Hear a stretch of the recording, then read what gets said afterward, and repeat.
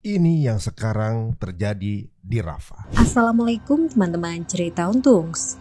Kondisi perbatasan Rafah kian memanas dengan serangan Zionis yang membakar tenda pengungsian. Kali ini cerita Untungs mengundang Osama Anwar, salah seorang warga Gaza yang berhasil keluar sebelum terjadinya penyerangan dan penutupan pintu di Rafah. Saksikan kisah lengkapnya hanya di cerita Untungs.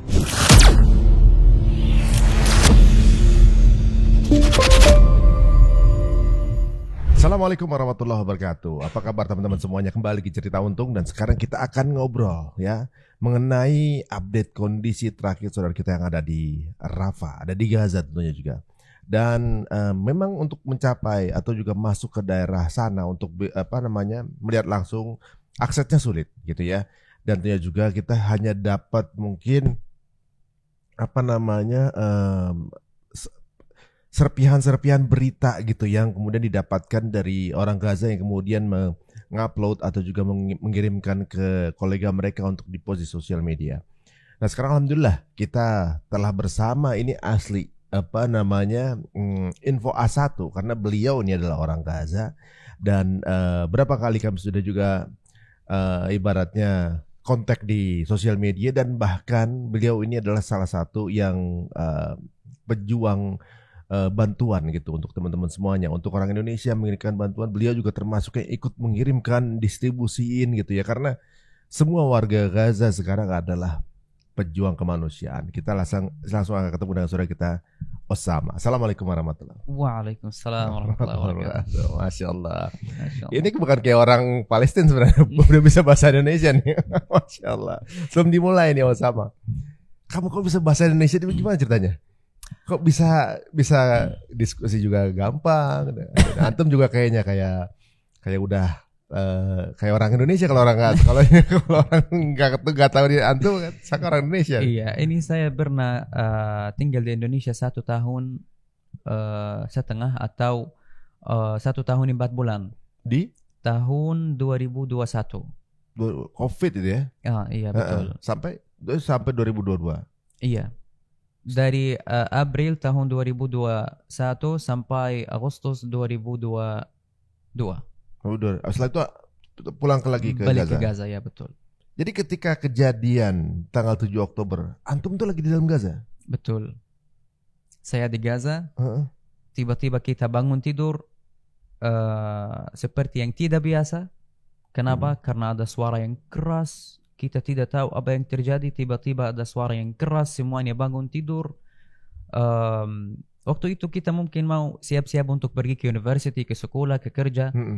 Tapi langsung kita buka social media, televisi. Apa yang terjadi? Tidak ada yang paham apa yang terjadi.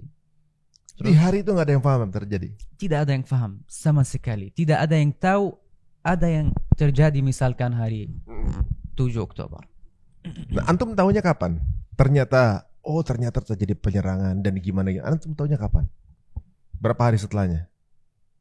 Itu langsung di hari itu juga? Iya, tapi setelah berapa jam? Berarti semua masyarakat sana juga kaget juga? Semuanya kaget. Semuanya, termasuk kita semua. Bukan orang-orang Gaza saja.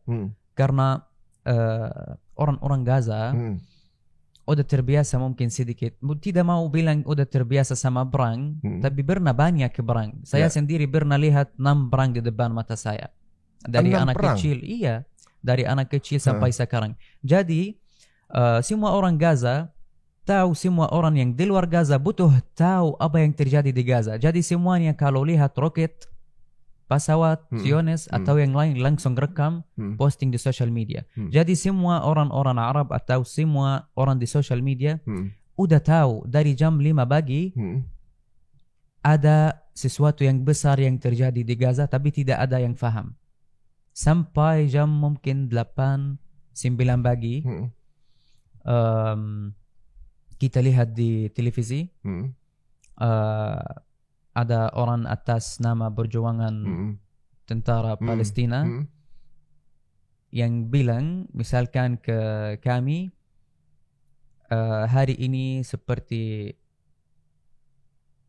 hari merdeka misalkan kita yang mulai perang karena kita tahu mereka ada rencana untuk masuk ke Gaza, tapi kita yang mulai. Biar mungkin tidak jadi rencana mereka ke kami misalkan. Dan benar kita semuanya kaget. Kenapa kita kaget?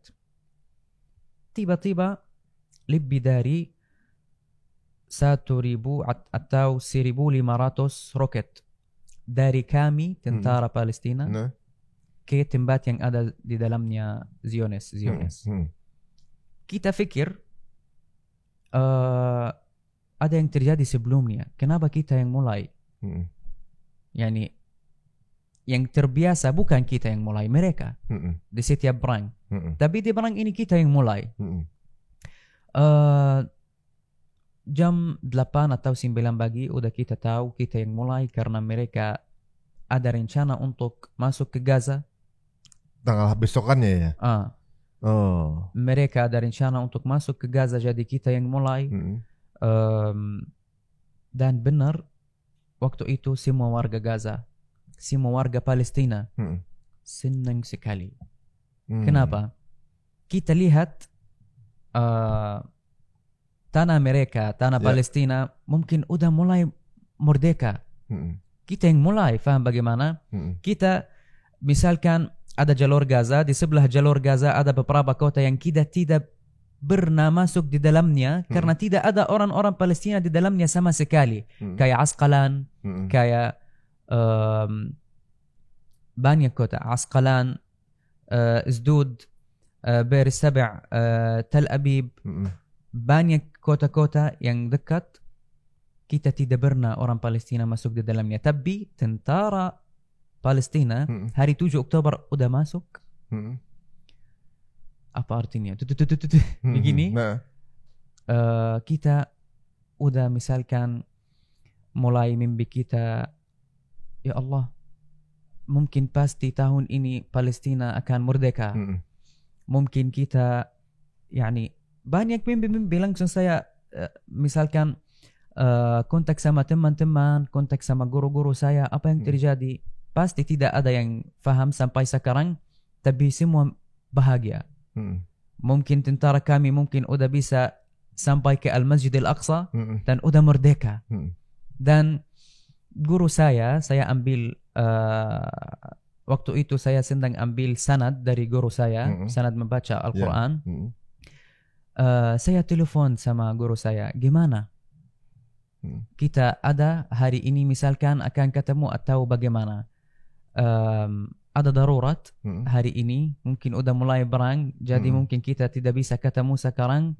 Tapi insya Allah mungkin bulan depan kita bisa mulai atau lanjut di Al-Masjid Al-Aqsa setelah Palestina merdeka. Iya. Udah ada semangat itu ya? Semangat sekali. Tapi alhamdulillah, bagaimanapun alhamdulillah, setelah 1 hari di tanggal 8 Oktober, Zionis Israel, tentara Israel laknatullah udah mulai juga melawan kita. Dan semua yang kita lihat di social media, yang terjadi lebih yang kita udah lihat di social media. Misalkan kalau kita lihat satu rumah hancur, itu artinya 1,000 rumah hancur. Kalau kita lihat satu keluarga yang korban, itu artinya 1,000 keluarga yang korban. Kalau kita lihat satu yang tinggal di tenda atau tidur di jalan, itu artinya 1,000 orang yang tinggal di jalan. Lebih dari gimana caranya.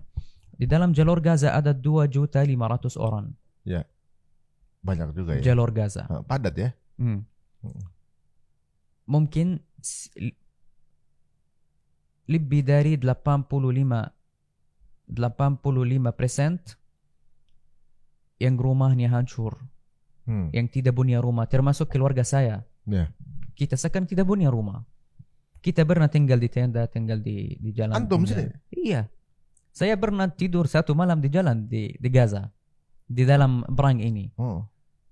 Antum di daerah mana Gazanya?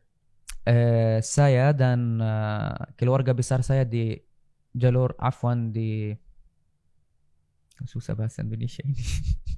Di Gaza Utara. Gaza Utara. Iya. Oh, berarti yang di awal ya. Gaza Utara tuh di atas apa di bawah ya kalau di peta aja? Di atas. Oh, berarti yang pertama kali dong diserang duluan apa gimana? Betul. Oh. Mulai perang tanggal 7 Oktober, Zionis atau tentara Israel udah mulai masuk dari Gaza Utara. Jadi kita harus pindah. Benar kita tidak punya rencana untuk pindah atau keluar dari daerah kami. Tapi kita tiba-tiba waktu kita duduk di rumah, lihat banyak yang lari di jalan. Apa yang terjadi? Zionis udah sampai ke daerah kami. Jadi kita harus keluar. Kalau titip di rumah, kita takut. Atau benar kita tidak takut. Yani kalau kita mati pasti syahid. Ke surga. Insya Allah langsung. Itu harapan kami sama Allah Subhanahu Wa Taala. Tapi juga harus keluar karena ada orang tua, ada adik-adik yang takut, anak-anak kecil yang butuh makan juga, yang butuh obat. Kalau kita titip di rumah saja pasti Zionis akan masuk melawan atau apa artinya ini? Dibunuh langsung, ditembak. Tapi ada yang semuanya pindah atau ada yang tetap tinggal? Ada yang tetap tinggal. Bagaimana kabarnya yang tetap tinggal? Ada satu cerita. Ada satu dari teman-teman saya namanya Majd. Majd Ledremli. Nama orangnya? Iya, ini teman saya, teman dekat. Teman saya ini juga tinggal di mana? Di Gaza Utara. Saya waktu kita keluar dari Gaza Utara ke Gaza Selatan, telepon sama teman saya ini karena teman saya dekat. Ayo kita keluar bersama, pergi ke Gaza Selatan. Kita tidak tahu kita harus kemana, tapi yang penting kita bersama. Nanti kita takut tidak ada kontak karena susah kontak sekali, tidak ada signal di Gaza. Yani kalau bisa telepon sekarang mungkin setelah setengah jam tidak bisa. Gitu, 1 jam bisa, 1 jam tidak bisa, mungkin 1 hari bisa, 1 hari tidak bisa. Teman saya bilang tidak mau keluar. Ini rumah saya, rumah keluarga besar saya. Saya mau titip di rumah walaupun mati. Saya mau tinggal di rumah saja. Setelah 1,5 bulan, rata-rata 40 hari, saya di Rafah, di Gaza Selatan. Tiba-tiba saya lihat teman saya Majd ini di jalan. Saya sebelumnya mau kontak tapi tidak ada signal. Mau tahu kabarnya di mana di Gaza Utara. Tidak ada internet, tidak ada signal, tidak bisa telepon. Tiba-tiba saya lihat teman saya, Majd, kamu di mana? Gimana? Yani kenapa di sini? Kan katanya mau saja di Gaza Utara. Kenapa bisa ke sini sekarang? Dan kita tahu juga di waktu itu tidak bisa, udah tidak bisa keluar dari Gaza Utara ke Gaza Selatan. Kalau dia tinggal dia nggak bakalan bisa nyebrang. Mestinya. Iya. Tapi Majd gimana ceritanya ini? Bagaimana caranya? Bagaimana bisa keluar dari Gaza Utara ke Gaza Selatan? Bilang itu cerita panjang. Kita harus duduk dulu. Oke. Yang pertama, mereka Majd dan keluarganya tinggal di rumah di Gaza Utara. Zionis udah masuk daerah itu. Lebih dari 4 hari tidak bisa keluar dari rumah. Kenapa? Karena ini rumahnya, tentara udah di depan rumah, tentara Zionis Israel. Di depan rumah, di belakang rumah, ada yang hancur di sini, ada bom di sini, ada yang melawan di sini, semuanya dekat. 4 hari tidak ada makan, tidak ada air kecuali yang sedikit.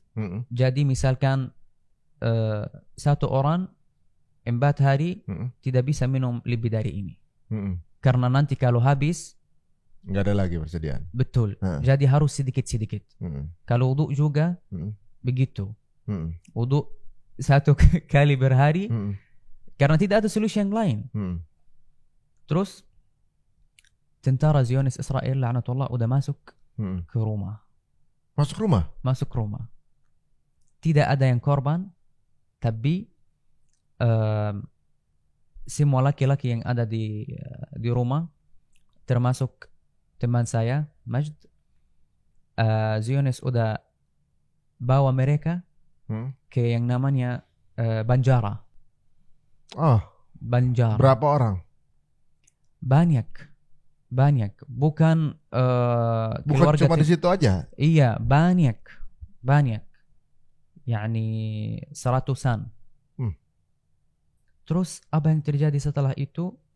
Kita udah sampai Banjara. Yang kalau mau masuk Banjara, mereka bilang harus buka semua baju. Ini yang pertama. Semua.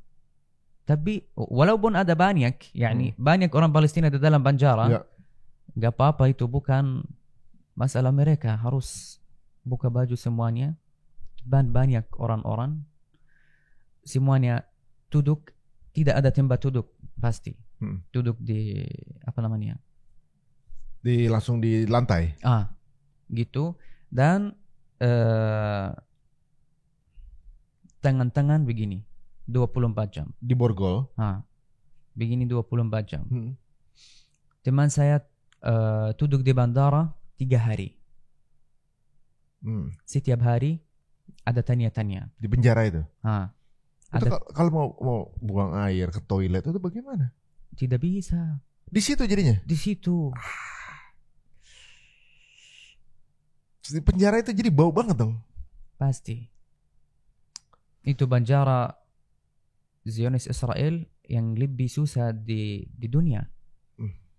Bisa tahu semua cerita orang Palestina yang di dalam Banjara dari sosial media dan yang lain juga. 3 hari kayak gini, tidak ada baju, musim dingin waktu itu, dingin banget, tidak pakai baju sama sekali, tidak ada makan, tidak ada air putih, tidak ada apapun, tangan-tangan di belakang gitu, dan setiap hari ada tanya-tanya. Tanya-tanya apa? Misalkan ada tentara Zionis di depan teman saya, nanya, tentara Palestina di mana? Ada yang dari keluarga kamu dari tentara Palestina? Kalau ada dari tentara Palestina di sebelah rumah kamu, di mana itu? Dan banyak tanya-tanya yang lain. Mereka cari di mana ada tentara Palestina. Tapi walaupun kita tahu misalkan ada di tempat ini tentara Palestina, kita tidak bisa bilang apapun. Tidak bisa. Dan saya mau kasih tahu satu poin yang penting. Tentara Palestina ini kami. Tentara Palestina ini kami. Di setiap keluarga ada yang termasuk tentara. Setiap tidak ada keluarga sama sekali yang tidak punya orang tentara di dalamnya. Hampir semua itu adalah tentara perlawanan. Semua. Jadi kita tidak bisa bilang ke mereka apapun. Setelah 3 hari, setiap hari ada tanya-tanya. Dan bukan tanya-tanya saja. Begini. Yani tidak sambil tahu disiksa jadi ya. Jadi setelah 3 hari bisa mereka bilang keluar sekarang, tapi bukan ke Gaza Utara, Gaza Selatan. Tidak boleh balik ke Gaza Utara. Yani mereka kasih izin buat teman saya keluar dari Gaza, keluar dari Banjara, tapi tidak boleh ke Gaza Utara, ke Gaza Selatan. Ada yang dibunuh nggak selama itu? Pasti. Pasti. Keluarga teman ada yang terbunuh? Enggak. Ada. Tapi yang tadi yang diinterogasi tadi, yang ditanya-tanya tadi, dianya masih hidup kan? Majd teman saya. Iya, masih hidup. Keluarganya Majid itu ada? Masih hidup. Masih hidup. Alhamdulillah. Dan waktu keluar dari Banjara tidak kasih baju. Telanjang. Jalan kaki juga karena pasti tidak ada mobil perang ini. Jadi dari Banjara ke Gaza Selatan tanpa baju. Jalan kaki tanpa baju. Musim dingin. Tega dia ya mereka. Iya. Tapi juga setiap hari, setiap saat kita bilang bagaimanapun alhamdulillah. Yani tidak pasti sedih, tapi kita tahu terakhirnya ini yang hasilnya surga. Semua yang hasil ujian-ujian ini dari Allah Subhanahu wa taala pasti Surga itu harapan kami dari Allah sama Allah Subhanahu wa taala. Jadi cuma diminta untuk bersabar aja sebentar ya. Betul. Itu jadi mereka itu dilepaskan yang dari penjara ini, kemudian jalan kaki ke Gaza Selatan. Berapa kilo itu?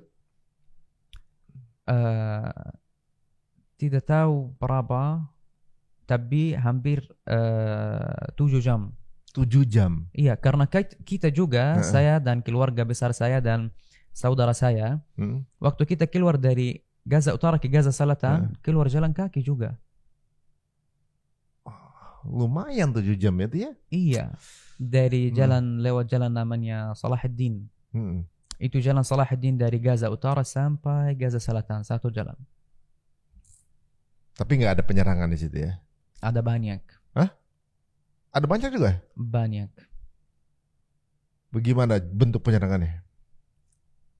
Waktu itu yang pertama saya lihat tentara Zionis Israel di depan mata saya. Saya kaget. Bilang ke Abi, ke Ummi, ini tentara Israel. Abi bilang, jangan lihat mereka kayak gini.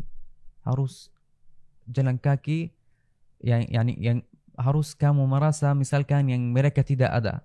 Biar kita langsung masuk. Kalau ngelihat malah memancing dia untuk menyerang. Kalau mau fokus sama mereka atau lihat begini langsung di. Ya itu ceritanya susah sekali waktu kita keluar dari Gaza Utara ke Gaza Selatan. Kita lewat jalan Salahuddin, kita lihat ada Zionis di jalan Salahuddin. Kalau misalkan saya bawa ini. Waktu saya di jalan Salahuddin ini, kalau ini jatuh, saya tidak boleh ambil. Kenapa? Pasti mereka pikir saya mau melawan, mau ambil senjata, mau ambil apapun. Gitu. Jadi kalau ada yang jatuh nggak apa-apa, jatuh. Yang penting kita masuk.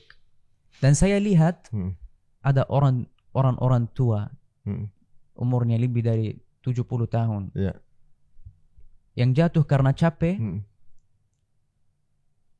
Ditinggal aja. Kenapa? Kalau dibantu nggak boleh? Kalau dibantu, yang bantu pasti ditembak. Dan yang jatuh juga. Tapi terakhirnya bisa keluar, bisa masuk.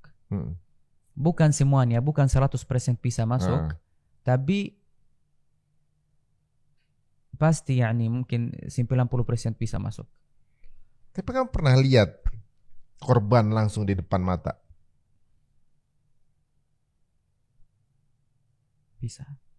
Pernah? Saya tidak mau ingat. Tapi ya pernah. Itu di minggu yang pertama.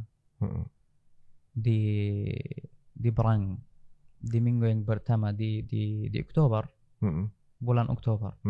Dan waktu itu saya rekam video. Mungkin kalau antum butuh video ini nanti saya kasih. Kita duduk di rumah, masih di Gaza Utara. Tiba-tiba kita dengar suara bom yang keras. Pintu-pintu kayak gini.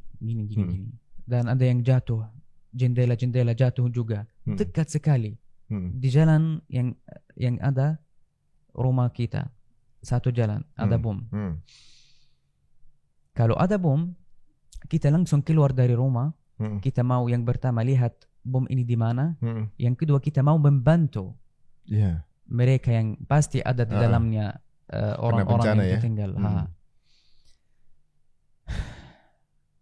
Kita keluar dari rumah mencari, saya dan Abi dan saudara saya. Saya kaget, tiba-tiba lihat ini rumah teman saya.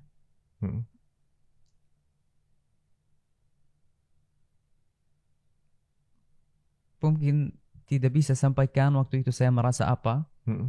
Rumah teman saya gitu hancur semua. Dan kalau kita mau cari di mana orang-orang yang tinggal di dalamnya, susah, caranya susah sekali. Jadi saya mau masuk langsung, tidak bisa berpikir atau siap-siap untuk apapun, langsung masuk di atas yang gimana, di atas yang hancur, cari. Mungkin ada orang di sini di bawah, ada orang di sini. Kita cari di mana ini. Kayak orang gila mau cari di mana mereka yang di bawah. Pokoknya dicari aja gitu ya. Nggak tahu di mana posisinya, yang penting dicari. Dia cari. Saya capek. Balik lagi. Duduk langsung begini berapa menit. Tiba-tiba dengar suara takbir. La ilaha illallah, Allahu Akbar, la ilaha illallah, Allahu Akbar. Saya langsung pergi. Mau lihat apa terjadi. Tiba-tiba mereka bawa teman saya juga. Namanya Nur Khel. Udah kapan? Meninggal, mati. Semoga Allah kabul. Amin. Syahid di surga, insyaallah.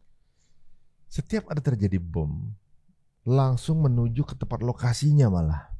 Gimana? Misalnya ada yang kena bom nih, rumah teman kamu atau siapa tetangga kamu. Itu warga Gaza itu keluar untuk langsung ke tempat terjadi bom itu. Iya.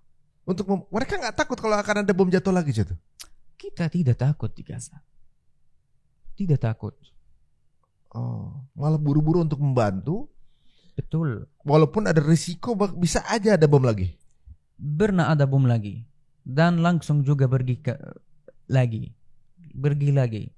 Antum tahu anak-anak Palestina di Brang bisa juga main-main di jalan, main bola, tidak takut. Saya pernah waktu saya di Rafah rekam beberapa video waktu anak-anak Gaza main layang-layang. Waktu Brang itu sebelah Mesir, yang dekat Mesir, tempat yang dekat Mesir itu di namanya Mihwar Philadelphia atau sebelah Mesir dekat border Rafah juga. Dan anak-anak Palestina kalau lihat roket kita dari tentara Palestina pergi ke tempat Zionis, kita bisa lihat bilang Allahu Akbar, takbir, semoga bisa sampai, semoga mereka bisa mati, semoga Palestina merdeka. Ada banyak video-video yang kayak gini. Oh gitu. Iya. Mereka senang gini, takbir, Allahu Akbar, alhamdulillah gitu.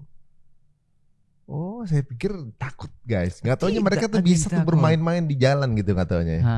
Nah, tapi saya dengar nih, untuk daerah yang sudah dikuasai, mereka tuh ada ini apa? Sniper tuh penembak jitu itu. Orang jalan tembak, orang yang masih ada bergerak ditembak. Iya. Ada. Jadi bisa aja lagi ngobrol tiba-tiba ada yang tertembak itu bisa. Iya. Itu juga di yang tinggal di sebelah rumah kami di Gaza Utara. Mati syahid karena itu. Dia dan anaknya. Iya, kita keluar dari Gaza Utara. Mereka tidak mau keluar. Keluarga tinggal sebelah rumah kami, di rumah yang sebelah rumah kami di Gaza Utara. Mereka tidak mau keluar. Zionis sudah sampai. Tapi mereka tidak mau keluar. Setelah berapa hari mereka di rumah saja, ada yang keluar, ayah mereka. Keluar dari rumah mau lihat apakah ada Zionis masih di jalan, tidak. Tapi dia keluar tidak balik lagi selama mungkin 5 jam. Mereka yang tinggal di rumah bingung. Ini 5 jam mau cek ada Zionis atau tidak. Pasti ada salah. Anaknya keluar cari ayahnya di mana. Mati juga.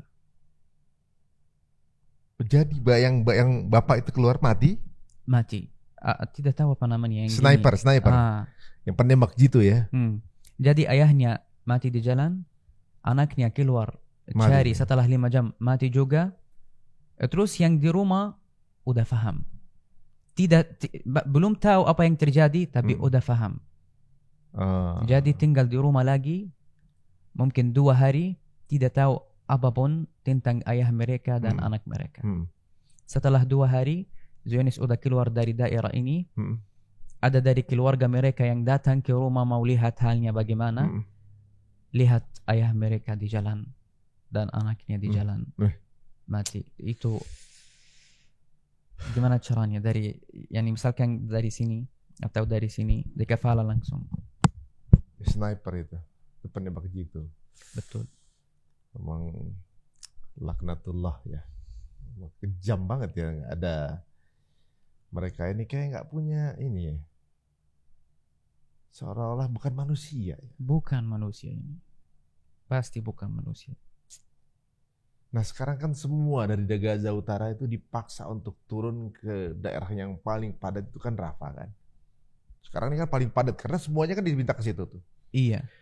Kemarin ada kabar Rafah itu akhirnya ditutup dan mereka masuk dan membobardir. Berarti sebenarnya yang mereka bilang daerah Rafah ini daerah paling aman, sebenarnya justru mereka mau mengumpulkan orang Gaza di sana, kemudian akan dihabisi.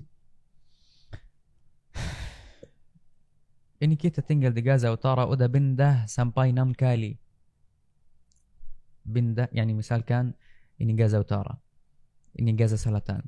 Kita udah pindah 6 kali sampai kita bisa sampai Gaza Selatan.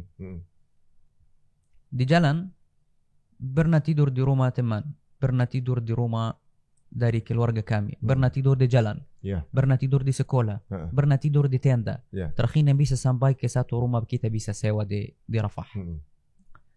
Semua ini yani keluarga saya termasuk saya menemani mereka itu di Brang. Setelah saya keluar dari Gaza di tanggal 11 April, setelah mungkin 2 minggu mulai serang di mana? Di Rafah. Keluarga saya bingung. Kita udah pindah. Keluarga masih di Rafah sekarang? Iya, keluarga saya, abi dan ummi dan adik-adik saya masih di Rafah. Masih di Gaza. Di Gaza waktu itu. Terus saya mau telepon waktu saya lihat di sosial media udah mulai serang di Rafah. Saya langsung mau telepon sama keluarga saya. Harus keluar sekarang dari Rafah. Balik lagi ke utara, tahu cari tempat yang lebih aman. Karena rumah yang kita tinggal di dalamnya di Gaza Selatan atau di kota Rafah itu dekat sekali sama border Rafah. Dan Zionis mau masuk langsung di tempat di mana yang di border Rafah. Ini border Rafah, mau masuk dari sini, dari sini terus bisa maju. Apa namanya? Dari Selatan maju ke atas.